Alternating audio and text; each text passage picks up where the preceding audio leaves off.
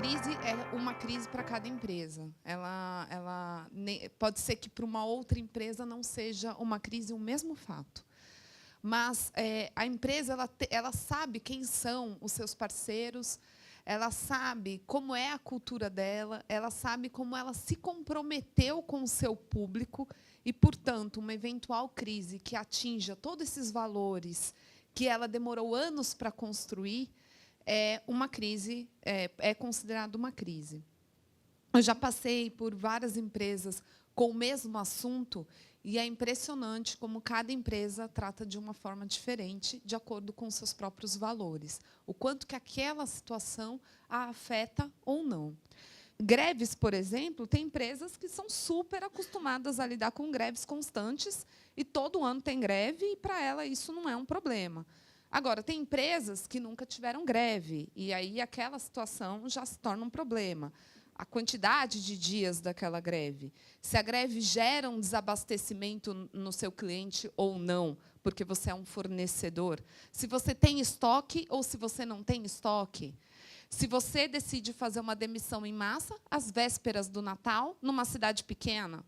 Então, cada situação é uma forma diferente e ela acaba sendo recebida.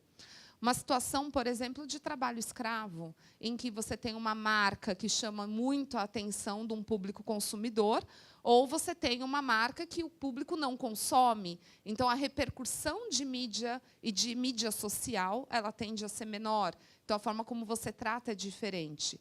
O procurador que está no caso, ele é midiático ou ele não é midiático? Ele é afeto ao assunto ou não é afeto ao assunto? O fiscal é amigo do blogueiro ou não é amigo do blogueiro? Tudo isso é uma situação que modifica como a crise ela é tratada e qual é o tamanho dessa crise. Uma outra questão que, quando a gente fala já daí de parte de assédio moral e assédio sexual, que a gente tem recebido cada vez mais decisões da Justiça do Trabalho, com bastante repercussão em mídia, são de afastamentos de gestores e executivos de companhia em razão de assédio sexual e assédio moral. E esse tipo de notícia em jornal, como se a empresa não tivesse tomado atitude sobre aquela situação, e sim o judiciário ter que fazer uma decisão de afastamento desse executivo, também pode ser um dano de... Também pode ser, não, eu acredito que é um dano de imagem muito grande, se starta uma crise, porque são diversas frentes que são analisadas, desde, possivelmente, uma Comissão de Direitos Humanos de uma Assembleia Legislativa, até o Poder Judiciário, até o Ministério Público, até seus empregados. Porque daí você cria praticamente a decisão de afastamento é um liability para todo mundo que trabalhou com aquela pessoa achar que já tem um direito de entrar com uma reclamação trabalhista. Então, esperem aí mais 20. Então, todos esses starts que a gente analisa do início da crise na trabalhista, muitas delas, como a Eliane já mesmo colocou, são questões que já era possível de serem evitadas ou, pelo menos, minimizadas, né? Matéria ambiental, a gente tem diversos interlocutores. Interlocutores municipais, aqui em São Paulo, por exemplo, Secretaria do Verde e Meio Ambiente, se for estadual, a CETESB, Companhia Ambiental do Estado de São Paulo, se for federal, o IBAMA, Instituto Brasileiro de Meio Ambiente, Recursos Naturais Renováveis, mas também muitos outros. A gente tem que pensar em DNPM, na ANA, no IFAM, FUNAI. Então, são diversos interlocutores e todas essas informações têm que andar um fluxo paralelo e comum para que as decisões sejam tomadas de maneira coordenada. Você conversar com o Ministério Público num grande acidente, você está falando com alguém que está defendendo o meio ambiente, né? Você está defendendo o meio ambiente e, às vezes, ele está falando também uma gestão de comoção nacional. Por exemplo, o caso de Samarco, não tem como negar que houve, sim, uma comoção nacional. 600 quilômetros de danos não são simples de serem resolvidos, né? Então, a empresa e os advogados envolvidos precisam ganhar a confiança do interlocutor, do Ministério Público, para que eles tenham certeza que vocês estão tentando trazer a empresa para a regularidade ambiental, para que possa, sim, voltar a operar e buscar, efetivamente, o desenvolvimento sustentável, né? Esse relacionamento é um dos que eu acredito os mais importantes. A gestão de crise em matéria ambiental, muitas delas são resultado do risco da atividade, né? Então, empresas com potencial poluidor muito alto tem risco muito maior de ter que enfrentar uma crise, né? Um acidente ambiental, certamente, a depender do tamanho, se for um pequeno vazamento ou se for um grande incêndio num terminal portuário, por exemplo, podem causar crises de tamanhos diferentes, de repercussões diferentes, e cuja a resposta tem que ser também especial e focada naquele tipo de problema. Mas a gente também tem, Maria Eugênia, crises que não são relacionadas ao risco da atividade ou que venham de um acidente. Por exemplo, nós temos alguns casos aqui no escritório de paralisação de atividade por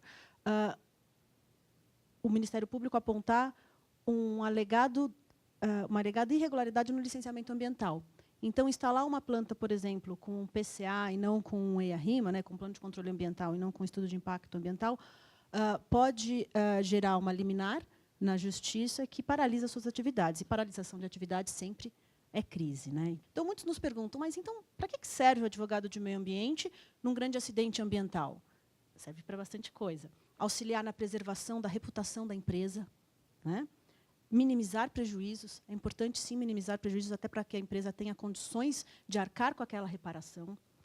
Resguardar a manutenção dos negócios. Isso é muito importante. Em caso de paralisação, mais importante, como que a gente vai retomar as operações, né? Se a atividade está paralisada, como é que eu vou conseguir retomar essas operações? Eu vou precisar de uma licença corretiva? Eu vou precisar de um novo licenciamento ambiental?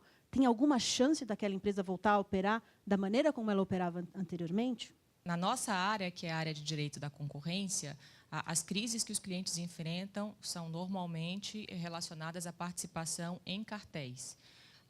Cartéis são combinações de ajustes entre empresas concorrentes, normalmente para combinar preços, ou para alocar mercados, ou para dividir licitações, dividir clientes. E, como a Eliane comentou, segmentando os tipos de crise em dois grandes blocos, as crises inerentes às atividades das empresas e as crises não inerentes, o cartel é muito diferente da queda de um avião para uma companhia aérea, ou do vazamento de uma substância tóxica para uma empresa química, por exemplo, né? Não é inerente a nenhuma atividade econômica o risco de que seus executivos ou de que seus funcionários acabem se envolvendo nesse tipo de ajuste ilícito com concorrentes. Mas isso acontece com frequência em indústrias as mais variadas. Temos cartéis em autoescolas, cartéis em padarias, condenadas pelo CAD, inclusive, até cartéis entre empreiteiras, cimenteiras, empresas de autopeças, empresas grandes e, muitas vezes, nacionais ou subsidiárias de grandes grupos multinacionais. Mas como essa crise, uma crise gerada pela participação em um cartel, não é inerente à atividade da empresa, as empresas não costumam ter protocolo para lidar com essa situação. No máximo, pela nossa experiência, o que nós vemos nas empresas, inclusive auxiliamos as empresas a fazer, é um protocolo para lidar com a situação de busca e apreensão, que é uma situação, sem sombra de dúvida, de crise, é uma situação muito traumática para a empresa, muito traumática para todos os funcionários, exige uma reação imediata e exige um time preparado para lidar com aquilo internamente, acalmando os funcionários e também colaborando com a autoridade investigativa, que tem, de fato, poder, né, tem um mandato judicial para cumprir aquele procedimento. A empresa deve cooperar. Então, muitas empresas já têm protocolos para lidar com busca e apreensão. Mas, uma vez identificadas as provas de que a empresa, de fato, participou no ilícito concorrencial, o cartel, e instaurado um processo administrativo pelo CAD, não é comum que as empresas tenham um protocolo e, normalmente, a crise se instaura. E se instaura principalmente pela questão da repercussão social na comunidade empresarial que esse fato, a existência de uma investigação traz. É muito importante também que, nesse momento de crise pós a descoberta de um cartel, a empresa consiga definir rapidamente qual é a estratégia que ela vai adotar com relação à autoridade, com relação ao CAD, praticamente.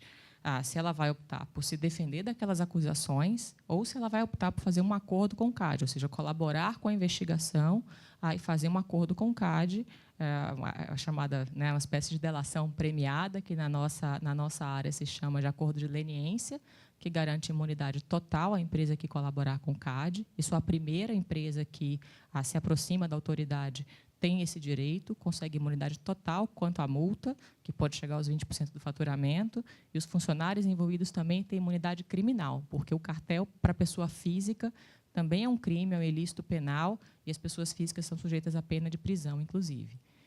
Então, a leniência garante essa imunidade, uma decisão muito difícil para a empresa, porque ela vai delatar os seus colegas naquele acordo, né, os seus concorrentes, mas que eram também empresas que cooperavam entre si. Entregar funcionários, entregar provas é uma decisão difícil, mas tem esse grande incentivo da imunidade. E a terceira alternativa possível, quando o CAD já tem conhecimento do fato, quando alguém já celebrou uma leniência, é celebrar o chamado TCC, o termo de compromisso de cessação, que é um acordo com o CAD, não garante a imunidade, mas garante uma redução substancial na multa. E aqui, mais uma vez, a rapidez é importante, porque o TCC, no caso do TCC, quanto mais rápido a empresa procura o CAD, maior é o desconto a que ela tem direito. O desconto pode chegar até 50% para a primeira empresa, 50% da multa para a primeira empresa que procura o CAD. Então, rapidez na administração dessas questões internas, com colaboradores, e externas, com clientes e com autoridade, de fato, essencial na gestão das crises concorrenciais.